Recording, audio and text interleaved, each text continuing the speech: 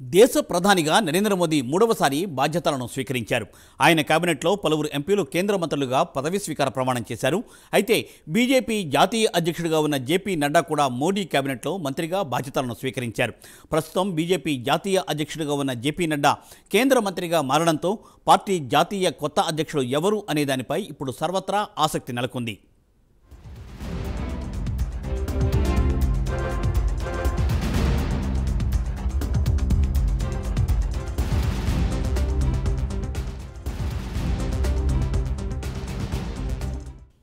కాగా 2014-2019లో మోడీ తొలి ప్రభుత్వంలో జేపీ నడ్డా మంత్రిగా పనిచేశారు. ఆ సమయంలో ఆయన ఆరోగ్య మంత్రిత్వ శాఖను చూశారు. 2020లో అమిత్ షా స్థానంలో జేపీ నడ్డాను బీజేపీ జాతీయ అధ్యక్షుడిగా చేశారు. సెప్టెంబర్ 2022తో నడ్డా పదవీకాలం ముగిసినప్పటికీ 2024 సార్వత్రిక ఎన్నికల వరకు ఆయన పదవీకాలాన్ని పొడిగించారు.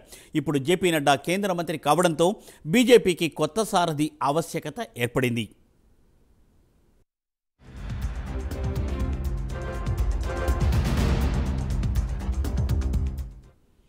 ఇదిలా ఉంటే బీజేపీ జాతీయ అధ్యక్షుడిగా సునీల్ బన్సల్ను కన్ఫర్మ్ చేసినట్లు సమాచారం. రాజస్థాన్కు చెందిన సునీల్ బన్సల్ ఆర్ఎస్ఎస్లో ప్రముఖుడిగా ఉన్నారు. అంతేకాకుండా 2014-2017 యూపీలో బీజేపీ విషయంలో కీలక పాత్రను పోషించారు ఆయన.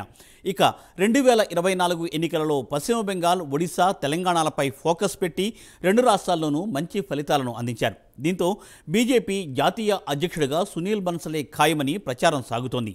చూడాలి మరి ఎవరు ఈ అధ్యక్ష పదవిని వరిస్తారు.